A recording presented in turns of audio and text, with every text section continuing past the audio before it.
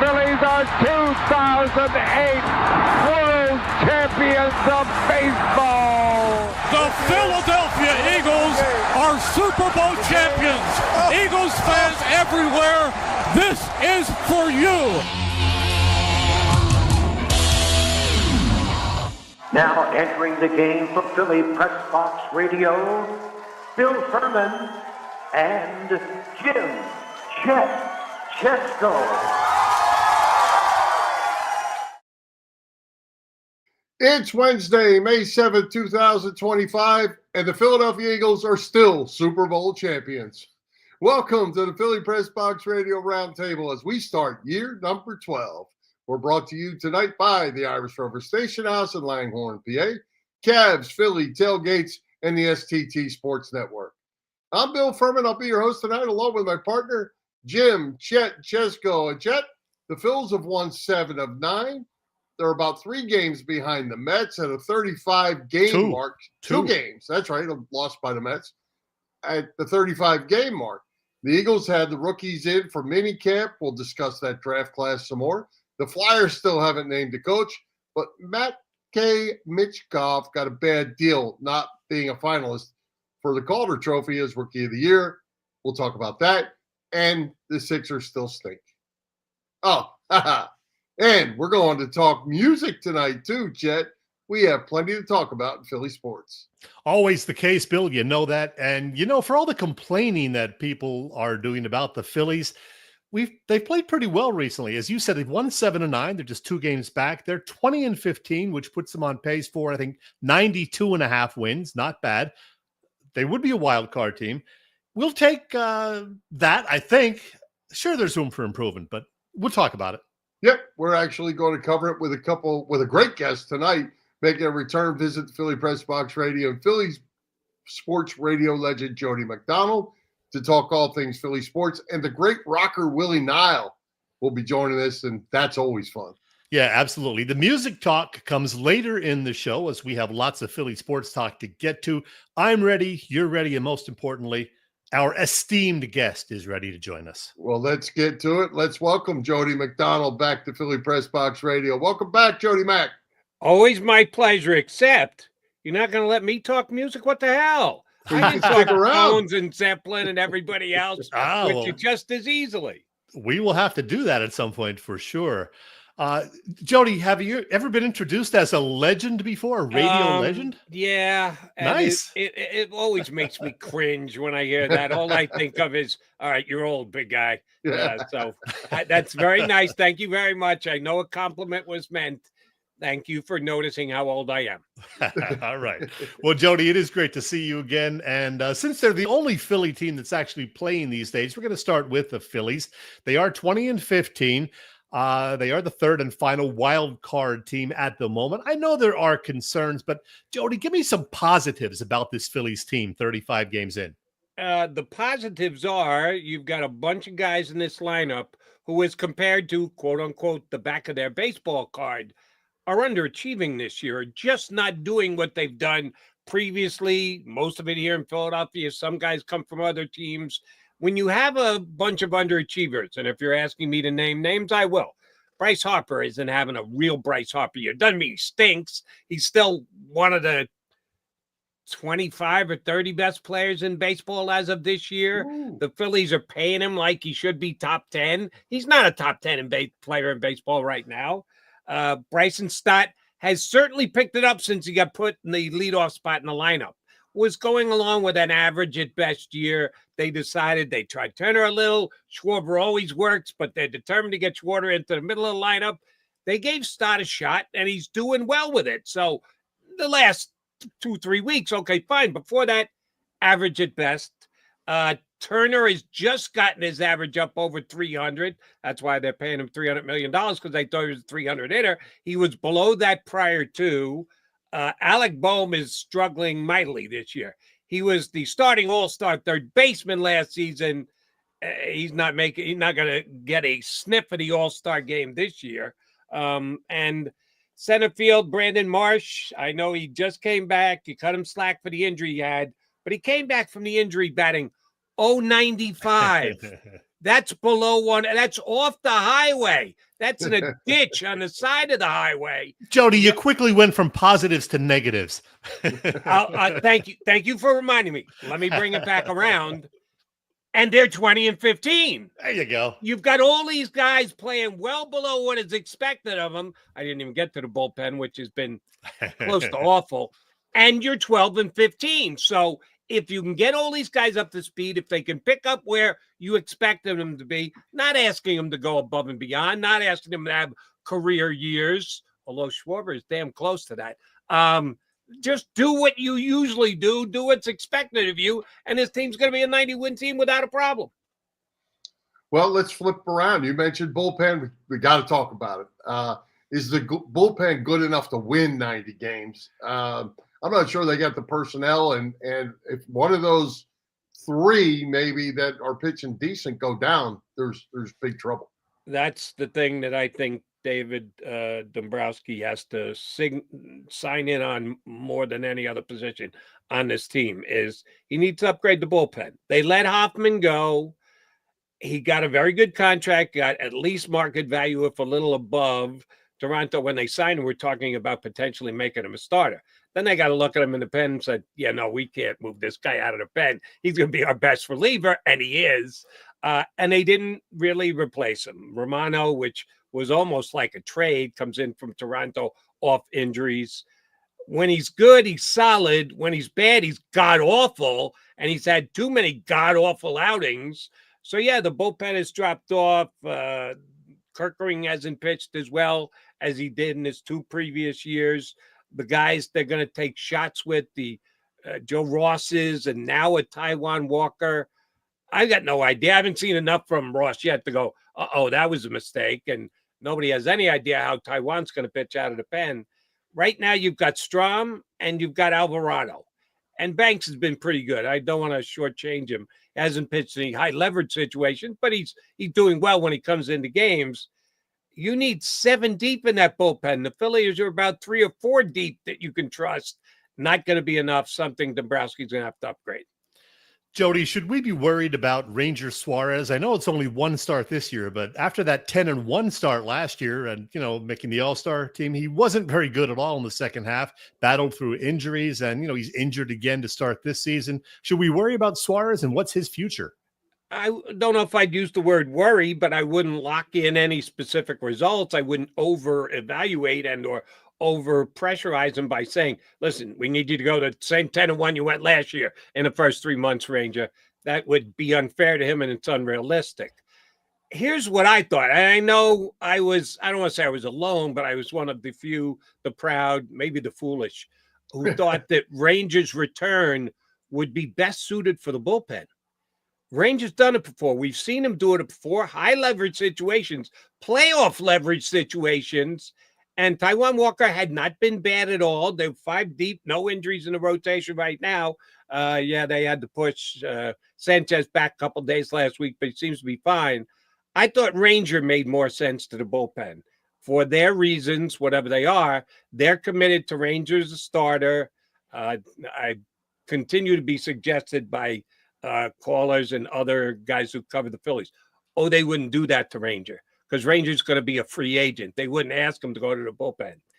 Ranger, love you, but the thing that concerns me right now is the 2024 Phillies, not how much money Ranger Suarez makes on the open market next year.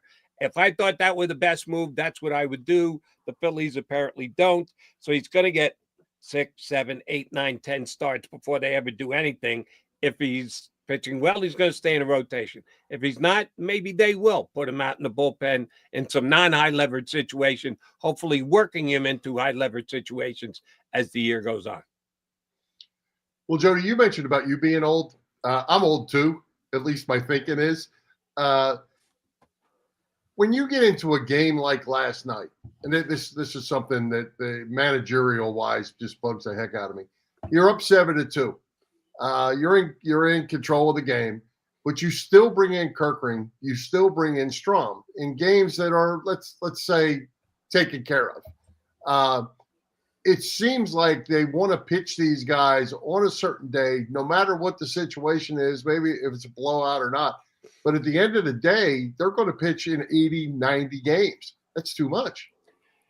Well, I wouldn't fault Rob Thompson for that last night because, correct me if I'm wrong, the previous game the Phillies had played, they were losing 7-1 and watched the other team's bullpen completely blow it and let them get the game into extra innings. So if Topper was a little bit more nervous than usual with an extended lead, I'll cut him some slack for that. They did win the game. You're right. Here's the one thing he has done. He's tried very hard to keep these guys to one inning at a time. I got on his case a couple of weeks ago. Strom came in through 6 pitches, and they didn't bring him back out for the next inning. And I'm going, whoa, 6 pitches. Are we paying his full salary tonight, or is he playing for half? Come on, 6 pitches. But again, they don't want to overuse him. As you note, the amount of appearances could add up. They're right there with the high end of baseball. They're not above and beyond. It's not like, oh my God, they're on pace for 120. No, they're right about where they'd be, maybe slightly above where they were last year if they all stay healthy. I get it. You've only got 2 or 3 guys who have been much more good than bad, and you don't want to see them overused, but they also want to stay in a playoff spot, as Chet pointed out. They'd be in a wild card spot as now. Believe me, if there's a game where the Phillies can win and either Strom or Alvarado are used because they've been used too often this year, oh, my WIP lines will be ringing after the fact. What the hell is Thompson doing? How do you not get Strom or Alvarado into the game? I guarantee you that. Well, Jody, it's going to be an interesting next few months. We'll reassess in September. But right now, let's switch and talk a little Eagles. And I'm going to ask you, how would you assess the Eagles 2025 draft class? Well, you're talking to a happy Eagle fan this year, not because of the draft class, because Dallas got it. I just got to get that on the record first. Oh, yeah. I've been beating that drum for upwards of 2 months. When the Goddard trade rumor started, I was beside myself. Why? You've got one of the best tight ends in football. I know. He almost never plays all 17 games. There's always an injury that's going to happen, and he's going to be out of the lineup. Well, that's a lot of players in the National Football League, not just the Eagles tight end. I understood they had to get their cap in a little bit better shape, and that's why they let Big Play Slay walk away. That's why they traded Chauncey Gardner-Johnson. They did some cap cleanup this year. I thought if Goddard fell victim to that, shame on them. They are the world champions, as we noted right at the top. Still world champions. Good job on that. If you're all in to go back-to-back, and that's pretty special. I know the Chiefs just did it, but there are very few teams that have, and if you do, you've absolutely stamped yourself as a dynasty. 3 Super Bowls in 4 years, winning 2 out of the 4. They should be all in for this year, and they needed to be all in with Dallas Goedert. Did not look good. I thought for sure he was going to get traded, everything I was hearing. I was pretty excited when he wasn't traded to find out today the Eagles kind of pressure pointed him into taking a deal for slightly less. Dallas wanted to do it. Now, don't kid yourself. There's a reason how this timed out timeline-wise. After the teams had their drafts and all the other teams had tight ends they were now committed to, if the Eagles decided to release Dallas Goedert, and I'm sure that was at least discussed, Dallas probably wasn't going to get what he was supposed to make from the Eagles this year if he hit the free agent market. So the compromised little give-back position, he and his agent probably speculated that's about as good as we're going to get, and the preference is to stay in Philly and go for it again. So I give both sides credit. I'm sure the Eagles wanted to cut him even more than they did. I'm sure Goddard held the line for as long as he could and said, no, God, I dare you to cut me. Once the draft had happened and other teams had added rookie tight ends, now the pendulum swung a little bit. And the Eagles had a little bit more leverage. They used it well. They got him re-signed, extended for a lesser dollar figure. That's a key for me. If the Eagles have a chance to go back to the Super Bowl, doing so with an untested tight end would have been a mistake. Keeping Dallas Goedert continues them as the favorite to win the Super Bowl and go back-to-back years.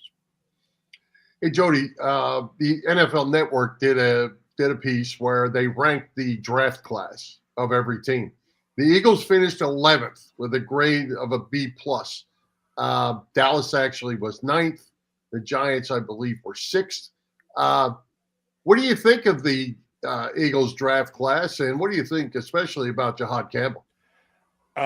First on the ranking, about right. Maybe a couple ticks up. They were not a top 5, and some people made Howie Roseman out again to be the greatest general manager, not only now in football, but to ever be a general manager. Howie Roseman, the greatest of all time. Sometimes the praise can get a little carried away. I'll praise him and tell you he's the best one right now. They had a good draft. They surprised me with the fact that they went a little bit more quantity than quality.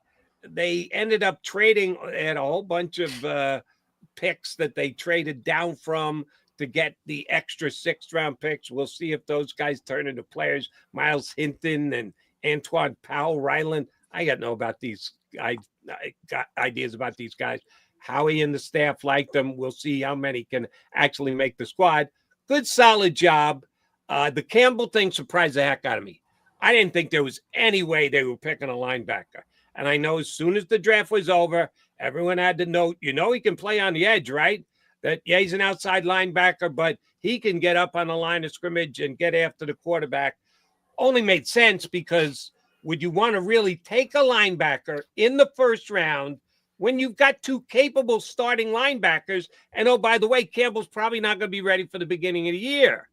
It had to be a dual-purpose position they were grabbing him for, and we'll see if it works out that way. We know he's a tremendous talent, top 10 talent, top half of the 1st round, not 31 talent. So once again, the Eagles wisely draft for value. They got value with him. Might not be noticed tremendously in year 1, but over the 5 years of his contract, I think we'll all know and find out how good a player Jahad Campbell is. Well, Jody, there's certainly going to be more moves between now and September, but how does the Eagles roster right now compare to the one that won the Super Bowl 3 months ago? Depending on what the rookies are, that's what we all have to speculate on. I don't know if it's as good, but if it's not, slight bit less, not like, oh my God, they fell apart at the seams, they paid through the nose, now they have to retool. No. They made some calculated decisions. There's some guys who are going to be missed. They knew that they were going to let 2 key pieces of their secondary go with Slay. I don't think they knew that they were going to trade CJ, but they did, and they have to be replaced. They did a really good job replacing secondary guys last year with the 2 rookies they had, and they're putting that kind of faith back in Fangio again that he'll get everybody up to speed. I would say a slight drop. Total talent, team that finished winning the Super Bowl last year, the team that's on paper right now, maybe a slight drop off, but I will say this. They're still the best team in the NFC. The Lions haven't gone past them. The Commanders, who had a really nice run and got to an NFC championship game and got their heads handed to them here in Philadelphia, they haven't caught them. I think that the Packers are only about as good as they were last year, which wasn't good enough. The Eagles beat them twice. The Vikings going backwards. Sam Darnold did real well for them. I got no idea what J.J. McCarthy's going to do. I don't love anybody in the South and or the West. So who's better than the Eagles in the NFC? The answer is nobody. So if you're in that kind of shape in May that you believe you have the best team in your conference, in my opinion, not really all that close. That's a pretty good position to be in. Jody, we had Ray Dininger with us last week. Had a great time with him. And I asked him this question. I'll ask you the same question. You've been around Philadelphia Eagles for a long time. Is this the best Philadelphia Eagles team that we've seen, the one we just saw win the Super Bowl? And, oh, by the way, we've established that I'm old, but I'm not as old as Ray. So I'll take that W and go run with it. Yeah, I came to Philadelphia in 1990, so that's the tail end of Buddy Ryan, Reggie White, Clyde Simmons, Byron Evans. Still, even though last year ranked as the #1 defense, that old Buddy Ryan defense I would take ahead of, even though they didn't rank #1. But complete total team, yeah, last year's team was the best Philadelphia Eagle team I've seen since 1990 when I came to town. So that's 35 years. That's pretty damn impressive. Well, Jody, I'm going to ask you about the Sixers and Flyers, and Sure. we're just going to do it this way. Any hope for either of those franchises over the next 5 years? Yes, slight. By the way, I probably like the Flyers' chances better than the Sixers, which is ridiculous. I was going through old emails today, and I saw one guy sent me the expected odds for the 2024-2025 season prior to the season starting in October. You know, the Sixers had the 4th lowest odds. Celtics. Wow. Oklahoma City Thunder. Cleveland was like 35 or 50. The Sixers were like 8-1 or 9-1. There were only 3 teams. Knicks were slightly ahead of the Sixers. They were like 11.5, so 5.5 to 1. Hard to believe. Sixers were 8. So they the 4th team, 4th. They will be drafting in the lottery way higher than the 4th best record in the league. We know everything came apart. It seems all the injuries and everything else. Yeah, they've fallen badly. And until we see Joel Embiid back out on the floor and capable of giving them whatever he can give them, I can't expect the Sixers to make the playoffs next year. I wouldn't give much of a chance of anything until I see Embiid. The Flyers improved. The Flyers were better, and the Flyers will improve next year because I believe that Jonesy and Danny Briere will hire a coach better than the one they inherited. Now, I actually like the guy who coached the Flyers. I didn't like him coaching the Flyers. I liked him. I like him as a coach for a specific team, one that needs a kick in the pants rather than a pat on the back. He's the wrong guy to be influencing a young team that you have to build this chemistry from and build the confidence of. That's not Tortorella. Never has been, never will be. So it didn't make sense for him to coach this group of Flyers with the direction that they were going in. So hopefully they get themselves a better fit as a coach. If you do that and they continue to progress with the youth that they have, they should be a playoff team next year. So if you said, Jody, here's your $100, bet on one of the 2 making the playoffs last year, I'd bet the Flyers before I'd bet the Sixers. One final question for me, Jody. Back to the Sixers. You certainly have your pulse on the fan base of Philadelphia with your WIP show. Can the Sixers earn the fan base back? Will winning cure what is going on there? Because the fans that we talk to aren't very happy. Understood. I talked to the same ones on my phone lines on WIP, and you're right, there's a lot of dissent amongst the Philadelphia 76ers fan base. But to answer your question, oh yeah, they'll come back. They bought tickets banking on Paul George this year. Season tickets went up from the previous year to that. They kept announcing 18-9, 19-1 at the games. No shot. The building wasn't even half full. Right. The tickets were sold, but the seats weren't being sat in. So we know that there's a big enough fan base that wants the Sixers to be good, that are willing to jump in and use their hard-earned cash to back the team if they are that good. You're right. This is the testiest version they've had to deal with in the last, probably since Embiid became Embiid. But I do think their season ticket base will be down. But if they come out and Embiid is healthy and George is on the floor and they open up the season 15-7, 15-8, somewhere thereabouts, playing, winning 2 out of every 3 games, yeah, I think the fans will come back in droves.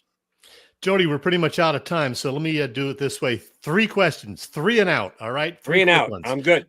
Number 1, who wins the Knicks-Celtics series and who wins the NBA title? Yikes. I picked the Celtics to go to the NBA final, so they just let that game slip out of their hands the other night. Crazy. But they're a better roster, so I have to say they're still the favorite. I've got Boston playing Oklahoma City in the finals. Oops, they lost game 1 as badly as well. I'll stick with my 2. I'm not going to panic because both teams lost game 1 at home. I say it's going to be Boston, Oklahoma City. I bet a little heavier on Boston to win than Oklahoma City. I bet both. but I bet a little heavier on Boston. So that's where my rooting interest lies, and I hope it plays out that way. Number 2, you said you're a music guy. Rolling Stones, probably my favorite band of all time. What's the best Rolling Stones song? Good question. I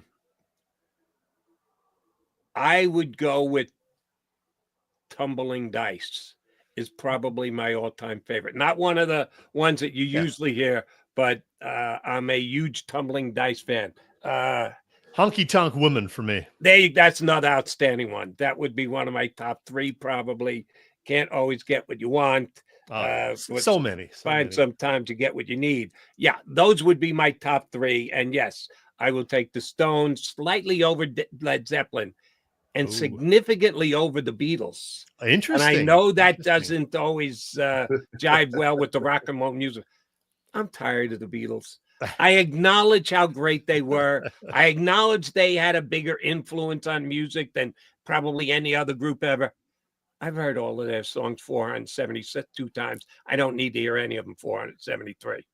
Last thing, Jody, I got to have you analyze a little videotape for me and tell me what the heck happened here in terms of this horrible fumble a few months back. Jody, you and I were looking at this. You'd never seen this, baby. I've seen Michelob just like... Oh my God.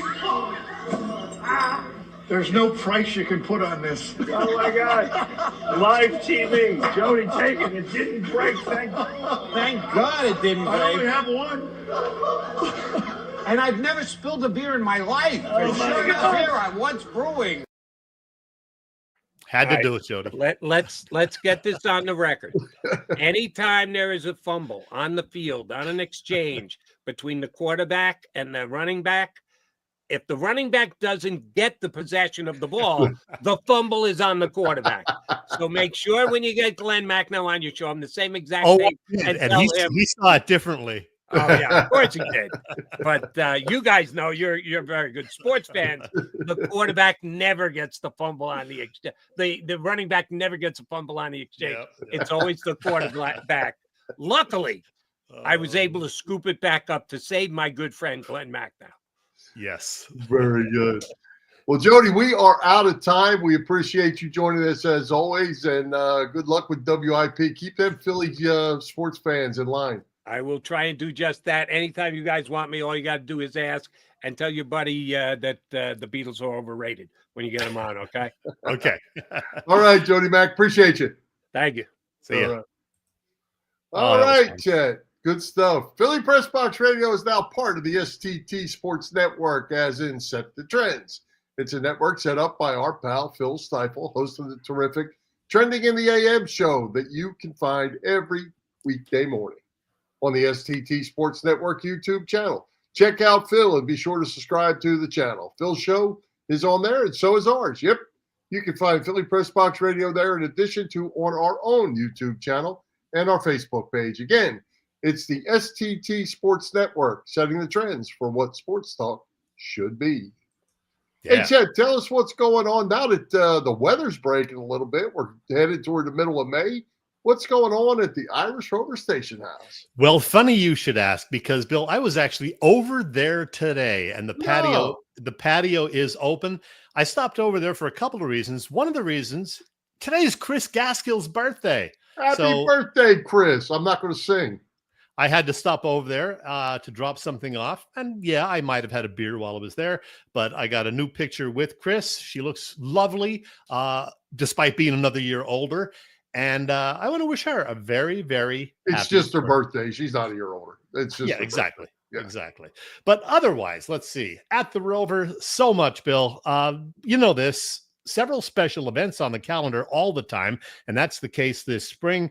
In fact, this coming Sunday is a big one. It's the Rover celebrates all the great moms that are out there. Yeah, it's Mother's Day, and they have two different seatings from which to choose for their Mother's Day brunch, 10 a.m. and noon. Call now to reserve a table because they always do fill up. 215-970-5412. Again, 215-970-5412. Next month, June, brings the annual Father's Day car show at the Rover. Man, it seems like it just happened last year, and it did. But yeah, it's another year and another great Father's Day car show coming up. More on that in the weeks ahead regarding the Irish Rover. They have live music Saturday nights. They have happy hour deals Monday through Friday, dinner specials Thursday through Sunday, killer burgers on Thursday. Oh my goodness. The Irish Rover is the place to be. It is on Bellevue Avenue in Langhorne, and you can find them on the web at IrishRoverStationhouse.com. And Bill, now I got to get this guy on here. It's me, Jackie Bam Bam from 93.3 WMMR, Philly Pressbox Radio. Chet, Bill, what are you doing? It's me, Jackie Bam Bam. Hey, Chet, Bill, I love you. All the best. Bye. Oh, and That Bill, that guy's no fun. yeah, I'm going to see Jackie. I saw him last weekend somewhere. I'm going to Right. see him this coming Saturday because it's the Barbecue, which is why I play that today. 8 great bands, including Fat Mez, opening the show Saturday in Camden. So I'll be there in Camden from noon till probably 11:30 at night. Going to be a long Saturday, but a fun one for sure. Fat Mez is moving on up. Yeah, they sure are. I mean, they play 5 or 6 gigs a week. They're getting, some little festivals like this. They're putting out some original music. They're going places, Bill. Fat Mez. Good deal. Well, hey, you had a chance to visit with one of your very favorite rockers in the great Willie Nile, and we know Willie has an upcoming local concert. And we also know he's a long-suffering Buffalo Bills fan. So tell us about your visit. And Willie came up with a post today on Facebook that was really fun and surprising. He talked about that in the interview because he had just found out what he's going to say in the interview about his dad right there. His dad is 107 years old and still in pretty darn good shape, according to Willie. And you'll hear what he has to say about his dad in the interview. And we did actually talk a little football before we began the taped interview. I made sure to remind Willie that I'm an Eagles fan, and we've won 2 Super Bowls now in the last 8 years, and he's a Buffalo Bills fan, having been born and raised in Buffalo till he was in his 20s. I told him actually I felt sorry for the Bills fans who always had a team that's been in contention but just can't seem to get over the hump. He lamented those early 90s teams not quite getting there. He mentioned wide right, Scott Norwood. So yeah, Willie's like any Bills fan. He feels it and is still hoping that one of these days they'll get that Lombardi trophy. But otherwise, Bill, it was all music talk because, well, Willie's got a lot going on these days. So here's that interview. There were mothers holding babies, wailing on the windowsills. There were preachers begging down on their knees the day the earth stood still. That's a little sample of a terrific artist who's been making great music for some 45 years now, believe it or not, and still going strong today with a new album set to drop next month. Let's talk to him right now. It's the great Willie Nile. Willie, how the heck are you? Hey, Chad. Nice to see you, buddy. How are you? I'm good. I'm great, because I'm going to see lots of Willie Nile in the next few weeks and months. We got new music. We got some shows on the schedule, so that's going to be awesome. But Willie, this past February marked the 45th anniversary of the release of your self-titled debut album, this gem right here. Yeah, Willie Nile from 1980. So many great songs on there. Vagabond Moon, It's All Over, the beautiful Across the River, That's the Reason, etc. I love all those songs, man. But now you're going to drop a new album next month. There it is, The Great Yellow Light. Am I going to love that one too, Willie? Oh, yeah. I'm thrilled with it. It came out great. I mean, the Hooters are on it. Rob and Eric. Yep. Rob Hyman and Eric Brazilian, they're dear friends of mine. I know that whole band for years. And Rob played on 6 songs. Eric played on 2.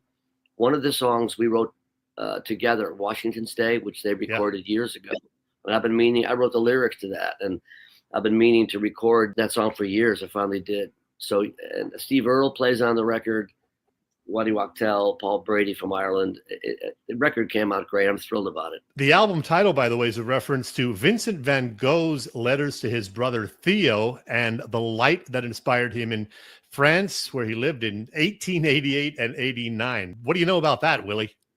Well, I'm a big Van Gogh fan. I remember reading about, he used to write his brother all the time. And he was referring to the light release. I think he told his brother how much it inspired him, and he'd been looking for it all his life, that kind of a thing. And for me, the title refers to those rare magical moments of joy and wonder, that we experience along our journeys, hopefully more often than not. I was dreaming of a girl with wonder in her eyes and thunder in her heart. The song is not about Van Gogh. The song is something else, but it inspired the title. Well, 10 new songs on this next album, and full disclosure, I listened to it 5 or 6 times over the weekend. You were kind enough to send me an advance copy, and I can tell everyone it doesn't suck, as you've been known to say. It's really, really good. What songs are you proudest of? You mentioned a couple of them already. What songs are you proudest of on this new album? I love them all. I mean, We Are is going to be the first single that comes out May 19th. Forever, always, ain't no end. We're young and strong. We are. We're righting wrongs. We are. We're headed for the stars. We are. I like Electrify Me and Irish Goodbye. It's hard to pick a favorite. Washington's Day for sure is very special. Wild Wild World, because it is a wild, wild world. The Great Yellow Light, the title track, that's the center, the core of the record. Here's my take on some of these songs, Willie, having listened to it, as I said, a whole bunch of times. The two rockers that kick off the album, Wild Wild World and We Are both lots of fun. Electrify Me is a killer cut that I'm sure is going to blow the roof off of any joint when you play it live. The catchy mid-tempo song, Fall on Me, is fantastic. Trying to Make a Living in the USA, I love that one.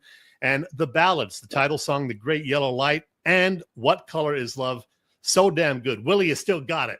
Usually as rockers get older, they don't write as good as they used to. My case is just kind of the opposite. I'm just like, what did somebody call me, the Benjamin Button of rock and roll? I'm going the other way. I mean, I'm still passionate. I still feel it. And I'm a lucky dude to still have that going on. Yeah. Well, having mentioned that, we talked previously about this guy, a mutual friend of ours, Bill Weston, who spent a lot of time in Buffalo, New York, former WMMR program director. He retired just a couple of years ago.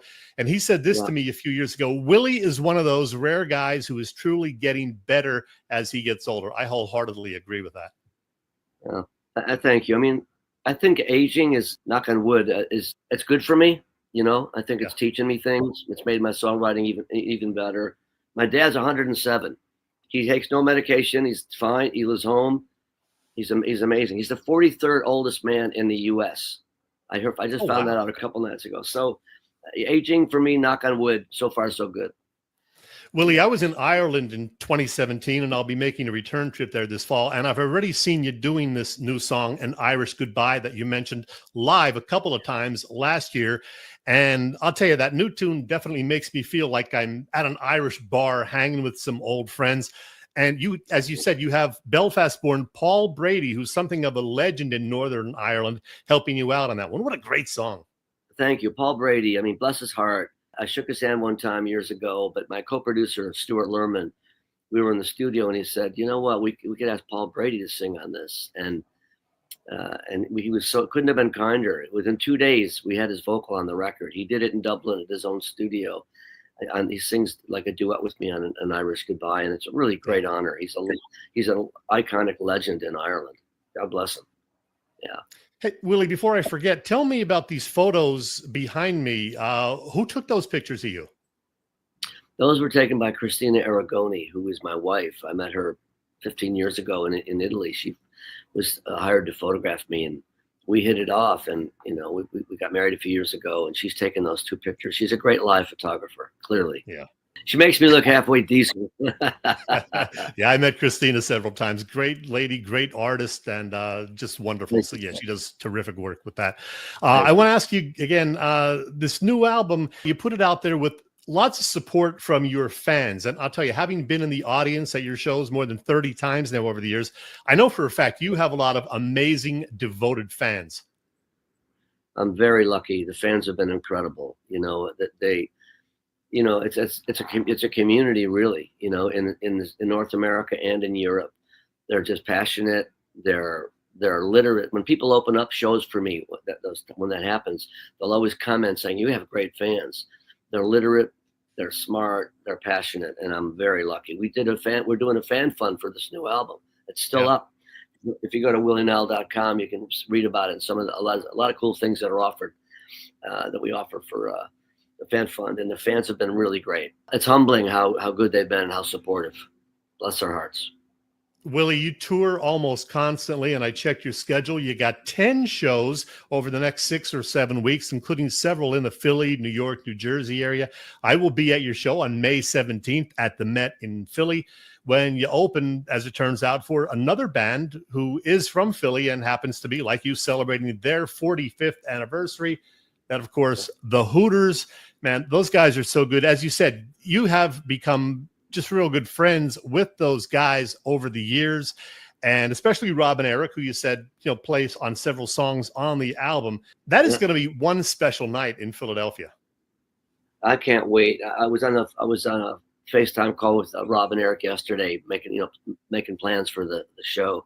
I mean, Davey, I know all those guys. I've been knowing them for years. We both came, hit the pavement and rock and roll in 1980. Put our first records out. So for me, it's been 45 years as well.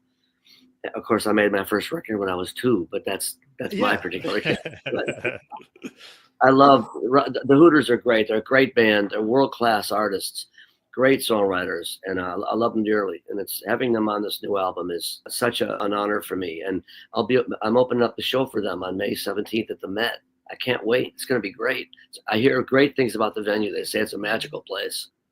Well, I can tell you, I've been there a few times to see shows, and it is really a terrific venue, some 3,500 people capacity, and it will be full that night, believe me. You're also going to do your birthday bash in early June, June 7th. This year it's in Red Bank at the Vogel, and you have an album listening party coming up in June at New York Sony Hall. I know you've had 1 or 2 listening parties already for the Great Yellow Light. What's been the reaction?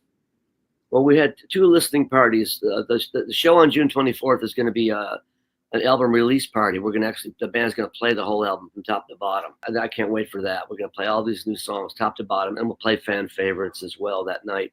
But I've done 2 listening parties, part of the fan fund. I did one at a club in the Bowery last Sunday, and I did one in Buffalo in early April, where in one of the Goo Goo Dolls recording studios. And I played the album, talk about the songs. I played the album, over the PA, so they hear the actual album. I talk about the songs in between, and then I play a half a dozen songs afterwards. Really good fun. The fans that come out are hardcore. It's a celebration. Life is hard, and songs can pick us up. The Hooters pick us up, with their great music. So many great songs. And my songs, they pick me up, and I hope that they pick other people up too.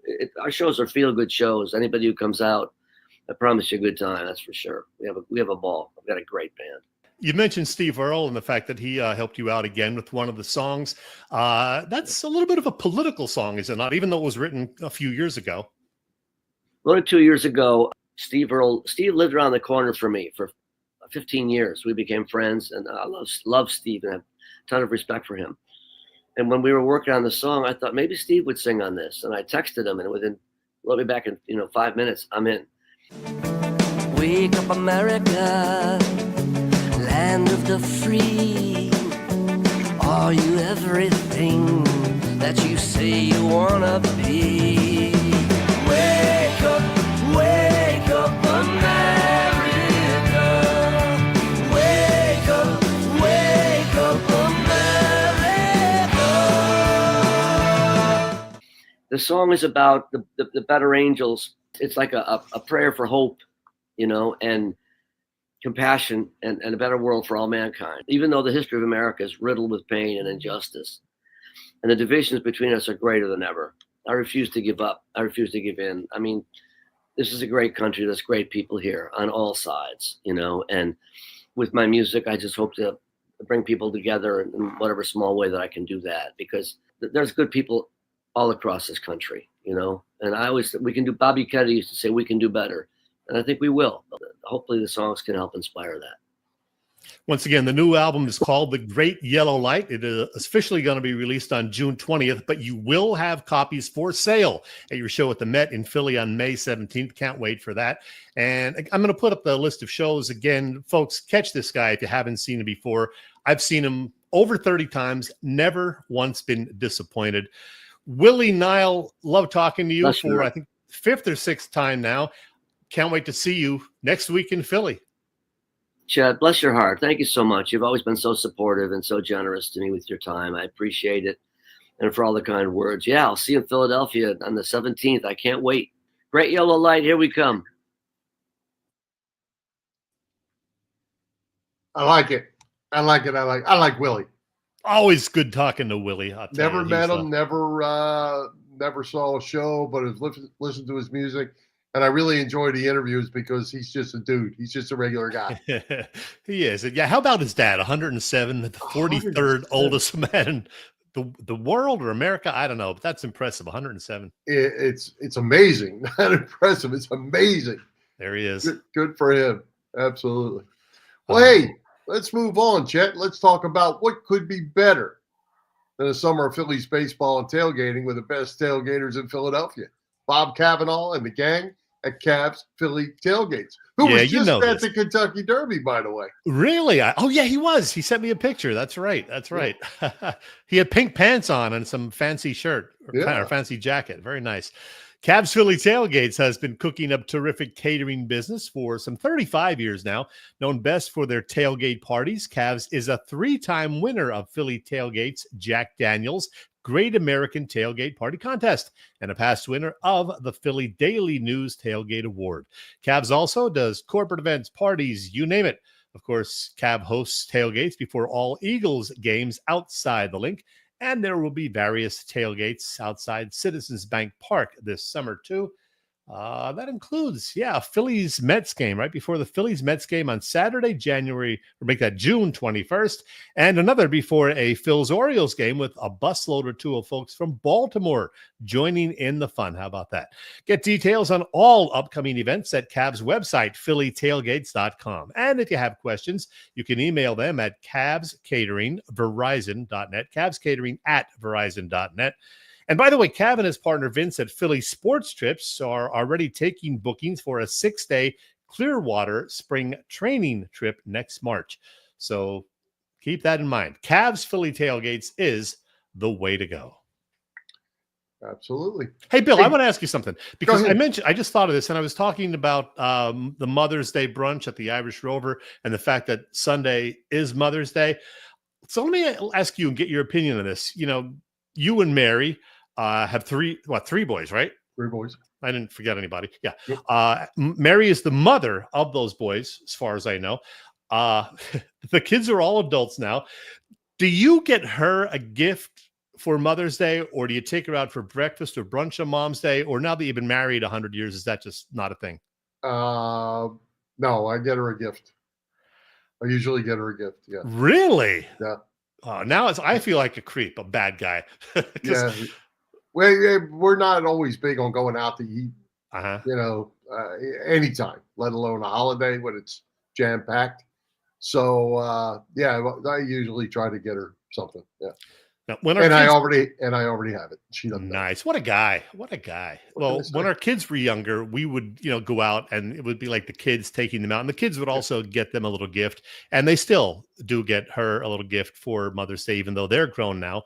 And hopefully they'll get me something for Father's Day too. Yeah. Well, for us, it's a little different because all the kids are spread out all over the country. Yeah. So, gifts don't usually show up in the mail and things like that, but there's always the phone calls and all that stuff. Well, our son is in New Orleans. He's been down there the last couple of years, and we're going to go visit him in July. So that'll be a whole lot of fun. I mean, heck, going to New Orleans is fun, and seeing our son for the first time since last September will be a blast also. Absolutely.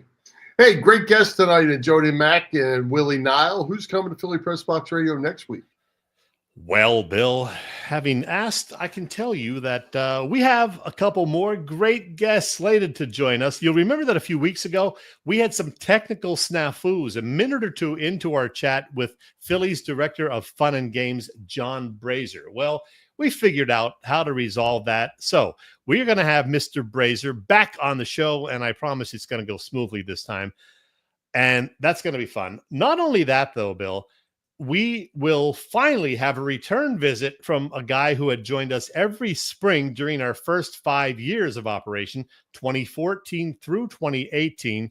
But he hasn't been back since. Well, that changes next week, because next week, Philly football draft guru and all-around great guy, Fran Duffy, visits with us once again. Yeah, first time in 7 years, Fran will give us his take on the Eagles draft, the Birds 2025 outlook, his new gig at PHLY Sports, and whatever else we want to get to with Fran. Yeah, Fran's great. It's going to be great. Can't wait for that one. Be good. Hey, Chet, I'm going to give you a fast four. How's that? Okay. You don't know about this, so I'm just going to throw a couple things at you. Just you're going to get 3 strikes and a foul ball. How's that? Sounds good. All right. We mentioned in the opening, MacMan Michkov getting snubbed for the finalists of the Calder Trophy. You care? Does it matter? No, I don't care. Would have been the first Flyer to ever win. He not only didn't make the top 3. Led the rookies in goals, led the rookies in points, led the rookies in 5-on-5 points. He didn't make the final 3. Would have been a nice honor to get nominated at least, or, to be one of the final 3. Would have been terrific to win, of course. First Flyer to do so if it happened, but it's not going to happen. But you know what? It's not a huge deal. He can use it as a motivational tool, just like Shedeur Sanders, getting slid or skipped over in the draft till the 5th round. So that's because one's a good player, one's not. But use it as a motivation. That's a whole other story. Thing. So no big deal. Okay. Second thing, since 2010, we've been going to the Wells Fargo Center. Starting in September 1st of 2025, we will be going to the Xfinity Mobile Arena through the 30-31 season. Xfinity Mobile owned by Comcast, by the way. Yeah. Thoughts? Well, it's funny you mentioned that, because I was going to bring it up with you. I have a graphic here, actually. Yeah, look at this. Core State Center when it opened. Then the first Union Center, or as we all called it, the FU Center. Then the Wachovia Center. The Wells Fargo Center for the longest time, I guess, 14, 15 years. And now it's going to be, as you said, the Xfinity Mobile. So, hey, whatever, it's the building where the Flyers and Sixers will play for the next 6 seasons only, presumably. It's just the way it is nowadays, Bill. Corporations typically get naming rights to a stadium or an arena, and that's pretty much the way it is 95% of the places around the country. It is what it is, as they say. Yeah, it's a money grab, I think, somewhere along the line. I mean, as we grew up and the Spectrum was the Spectrum, and it was always the Spectrum, and nobody wanted to come play there. There was a reason for that. Yeah. Would the Eagles playing anything but the link at these days just wouldn't seem right. So, changes there. There's not much you can do about it, but I can't say I'm a real fan. You remember when the link opened and the corporate sponsors kind of insisted or hinted at, make sure you call it the Lincoln Financial whatever stadium, Field, Lincoln Financial Field. Yeah, see, I don't even remember it because I just call it the link. That's what we all do. Right. All right. Your third one. Yeah. Our pal Phil Stifle put this out, and he got lamb blasted. So I'm going to get your thoughts on this. Kyle Schwarber is 32 years old. Yeah. And he is due a new contract. If the Phillies don't win, do you sign Kyle Schwarber? Phil says no. And he got called everything but a bad baseball fan or something. I don't know. Boy, that's an interesting dilemma. So you're assuming they're not going to do anything during the season. They're going to wait till after the season. And if the Phillies come up short again in the postseason, we're assuming they're even going to get there. It's an interesting discussion because, Schwarber's not getting any younger, even though he is having a very good season at age 32. But with all the core guys, getting into their 30s, is it worth it to pay Kyle? I'm still going to say, yeah. I still think, he's still got a lot left. He's showing that over the first 2 months of this season. And he's a great team guy. He's probably the most respected guy in the clubhouse from what we hear. So I mean, the money's ridiculous in all sports, and these baseball contracts are crazy. I would not do the Trey Turner, Bryce Harper route and sign them, for 10 to 13 years, obviously, and neither were the Phillies in this case. But he would just do turned 3 years. 32. He turned 32 in March. I would do 3 years, maybe even 4 if they twisted my arm. I bet you, though, he's going to want 5. Yeah, that's where it gets tricky. Right. The money to me is kind of irrelevant because it's so absurd. It doesn't matter. But the fact that you want to have that guy still out here at 36, 37 years old, is he your guy, or does he get hurt and end up being Ryan Howard at the end of his career where it just wasn't pretty anymore? Bob Moser says, yes, do it. Joe Howe says no. Joe Howe, we know, never likes these big deals. So he says, definitely not. I understand. Joe says you don't get paid for being a great guy. Yeah, there you go. That is true. That is true. So here's my fourth one. I'm just gonna lay this out here for you, and you can do with it what you want. Yesterday was Denny Malloy's birthday, and I wanted to know if maybe you wanted to sing to him or say anything special to wish Denny happy birthday. Well, any chance I get to sing, I'm going to do it. So here we go. Happy birthday, Malloy. Happy birthday, Malloy. When I see you next week, you can buy me all the drinks and I'll drink them. Thank you, Malloy. There you go. Hey, pretty good off the cuff like that. That's not bad. Didn't rhyme really, but you tried. You gave it a try. You didn't know that was coming. So I did not. Good. Well, let the comments roll in while we still have a few minutes. We'll get them posted up there for that. I already ruined it. I was going to quiz you on the Wells Fargo Center and see if you could name the 3 previous names in order, but I already spoiled that because I posted it. So yeah, I actually would have gotten that one correct. Actually, yeah, I knew that. All right, a couple other things. Go ahead. First of all, I got the great Ed Van Impe passed away last, Wednesday or Thursday after our last show. We found out about this. Man, he was, a great stay-at-home defenseman back in the day. Did a little broadcasting also. He was, I guess, the second ever Flyers captain after Luang Gotti back in the very early days, the pre-Cup days. What do you remember about the great Ed Van Impe? Well, there was a little hint in the Russian game. I knew you were going to go there. Certainly in the top of the heap, but 2 Stanley Cups, rock solid player, part of the Flyers legacy, and just like all those other guys, never a bad word about Van Impe as far as his leadership ability and part of the Broad Street Bullies. The other Flyers thing, the fact that they actually fell down a couple of spots in the draft with the lottery last week, so they'll pick 6th overall, but they do have a couple other first-round picks, 11 picks overall. I don't know who the hell's out there, but I know this is going to be a very, very crucial June draft for Misters Briere and Jones. Yeah, absolutely. And, the thing about hockey, though, is it takes a couple of years to get here. Yeah. His last name just skipped my mind. Jet, the guy that we had up for 10 games to start the season. Jet Lutenko or something? Yeah, Lutenko, right. Yeah. Had an outstanding playoffs and has had a good year, and expecting big things about him come next year as well. And last thing for me, the great Greg Popovich called it a career. Man, look at these numbers. Most ever regular season wins, 29 years with the Spurs, which is a record, 22 straight postseason appearances at one point. And look at these last couple of things. During his tenure, he faced 170 different coaches. And in those 29 years, there were 303 coaching changes because a lot of guys, get recycled. But he was there full-time, 29 years.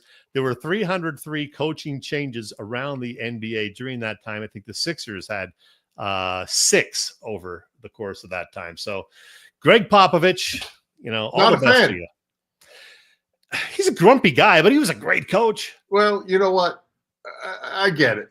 But Chet, you and Malloy could coach David Robinson and Tim Duncan. Well, that's true. Right.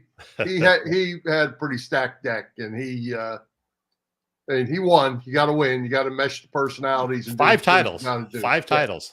But I wasn't a fan. I was always thought he was a bit overrated. Wrap it up, Bill. Let's do it. Let's thank tonight's special guests, Jody McDonald and Willie Nile, our sponsors, the Irish Rover Station House, Cavs Philly Tailgates, and PPCC 118 Raz Room. For Jim Chechesko, this is Bill Furman. We hope you enjoyed the show, and we'll join Philly Press Box Radio next Wednesday, May the 14th at 7 p.m. You can see us live on Facebook, on our Philly Press Box Radio YouTube channel, and on the STT Sports Network YouTube channel as well. And listen on Apple Podcasts, iHeartRadio, and all the others. High hopes, Philadelphia sports fans, and let's go Phillies. High hopes he had.